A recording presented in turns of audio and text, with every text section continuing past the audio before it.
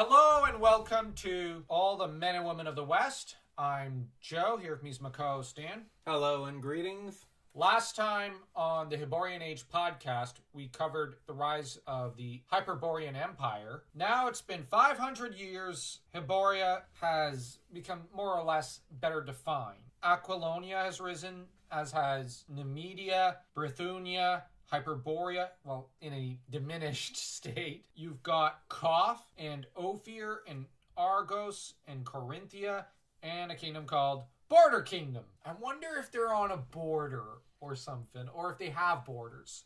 I don't know, like that name really confuses me. Well, I'm really on board with you on that one. Zamoria is to the east of Zingara. In the distant south, you have Stygia, which remains untouched by invasion. Good for them. The Shemites apparently will exchange in this age the Stygian yoke for that of Koth. Poor them. I'm really starting to feel bad for these Shemites. The most northern kingdom is Aquilonia, with the most northwestern one being Samaria. The Samarians are descended from the Atlanteans. The Samarians are growing at a faster rate in terms of cultural progress than the Picts.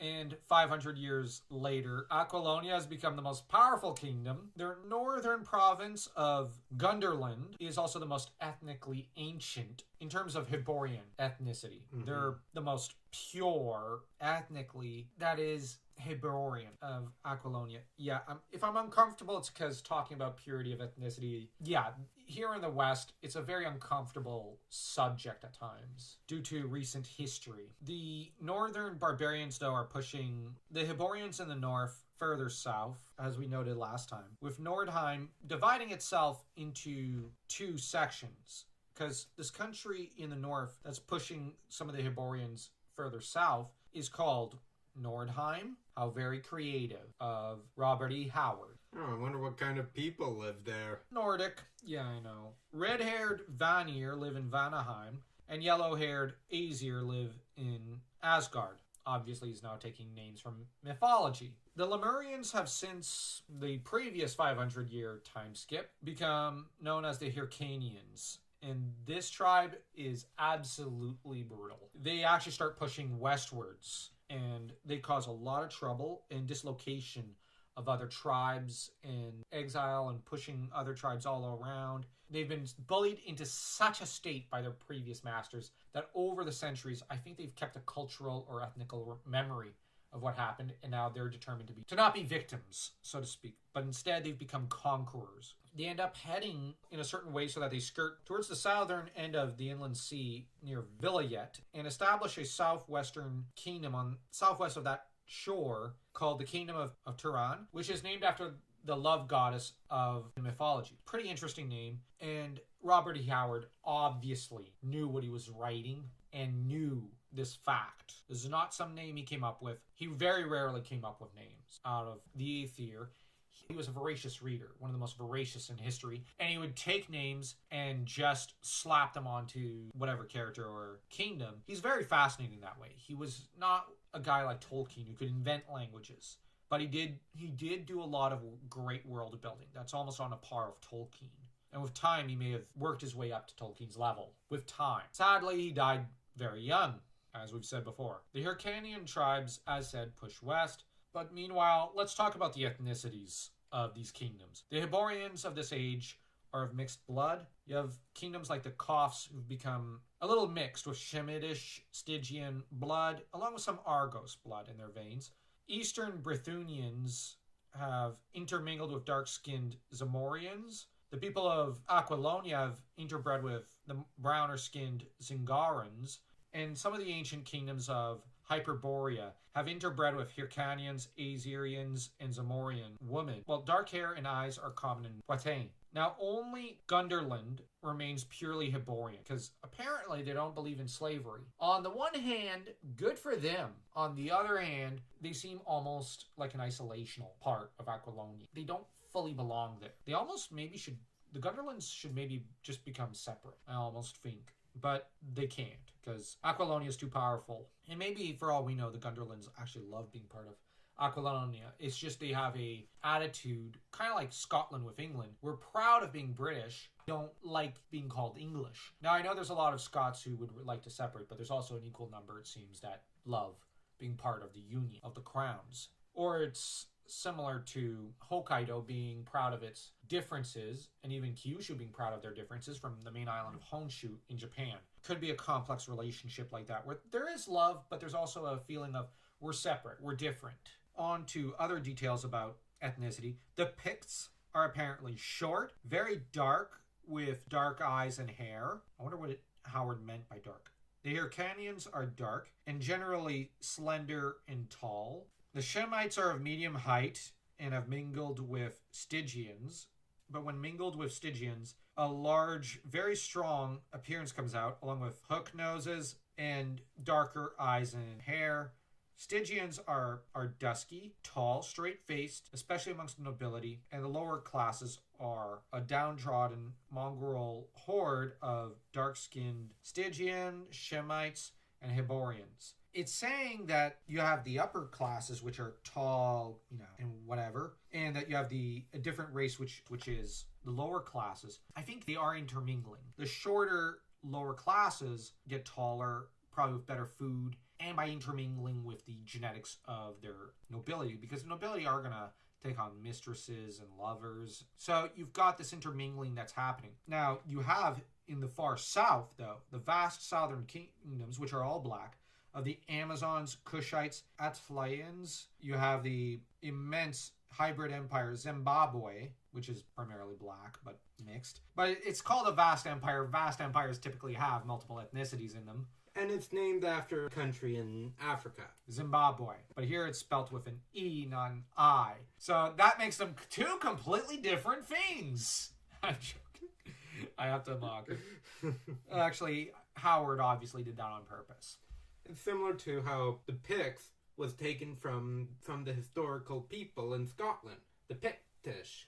Yeah, the Pictish people, yeah. Who later intermingled with the Dalriadans, who were Irish, and thus you get the modern-day Scots. Between Aquilonia and the Pictish wilderness is the Bosonian Marches, which the locality is conquered by tribes of the Hyborians. Because of course it is. The Hyborians, for a while there, were conquering everything, it seems. I couldn't help but think of Genghis Khan.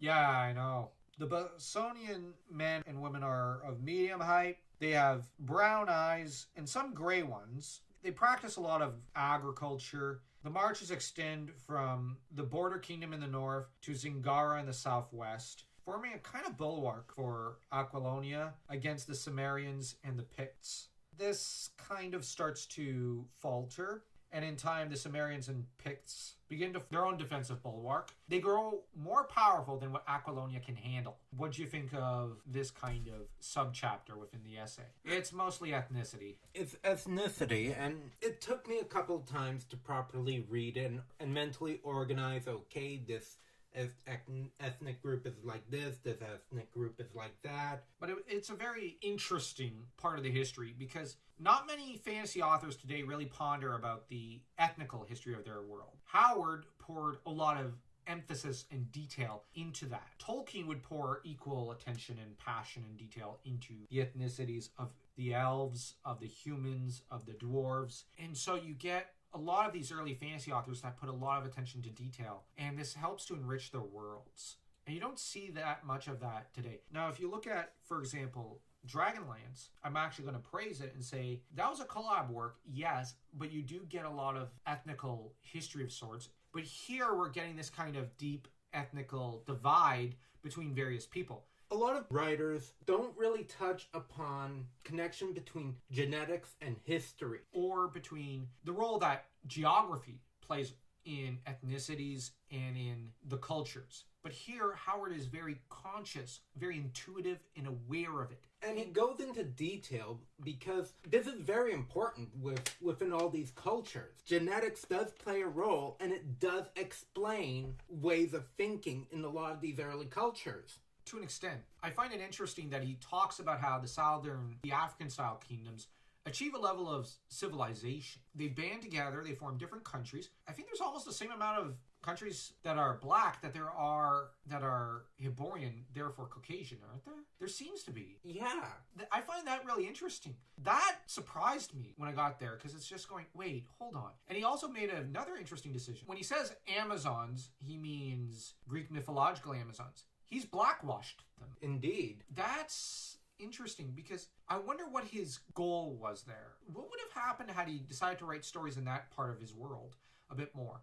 I know Conan, I think, goes down south. I'm very curious to see. I have not reached any stories which have too much of those kingdoms, but I'm very interested. And I think the Zamorians are also implied to be black or a lighter shade of black, because I know there's more than one African ethnicity out there, but you'd probably have the Zamorians who are lighter skinned, and they're intermingling with the Goths. Therefore, you have a bit of a mixed heritage right there. The further south you get, the more, darker skinned they seem to be, which is pretty interesting.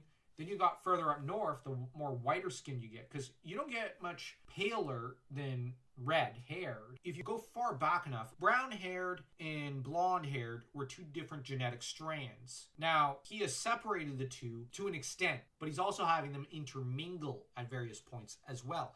But he's not blind to the fact that the South will intermingle with the center, or the East will come over and intermingle with the West, or the West with the East. The thing is that you also look at the Shemites. They're of Arabic ancestry. They're the Arabs of his fantasy world. He's having everyone interact. Nothing exists in a vacuum, ethnically, in this world. Now, this might sound weird, but if you were to say, I want a Conan the Barbarian TV series, like what Amazon is going to do with Rings of Power, and I know there's a lot of politics surrounding that, but if you were to say, I want a Conan the Barbarian universe, I want Conan to be, Conan, his usual self, but I want him to have a black companion. I want him to have a black cast alongside the white cast of characters, or the Asian cast of characters coming in and all intermingling with each other. You can actually do that. That's what Howard's kind of setting up, it seems. Actually, Baalit, her pirate crew are almost all black, and Conan actually gets along with a few of them. So if you were to say, well, I want to take a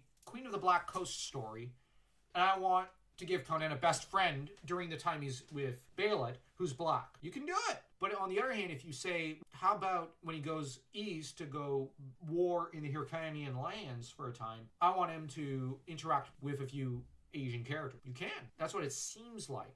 Him establishing a lot of the ethnicities here, and it's getting to be very, very fascinating, including almost every ethnicity, it seems, on the planet, even those that we today don't really think about. Like, what's the difference between, let's say, Northern African and, let's say, those of Swahili descent over in Kenya, or those in South Africa? Here in, let's say, Canada, we don't really know the difference. But over in Africa, it makes a world of a difference. Just as they might comment, what's the difference between the Métis and natives, or Métis and Caucasian? They might not know the difference when it comes to us, to our ethnicities. Or let's say, what's the difference, to an extent, ethnically, between Scandinavians and Southern Europeans? There is an ethnical difference. You can see it visually. And there's also very big cultural differences. And Howard's tapping into that. Now, that's all we're going to discuss about this, I think. I think we've discuss this into the ground. A very fascinating portion on evolution on every single level. Yeah, I found this very, very fascinating. I was originally going to term this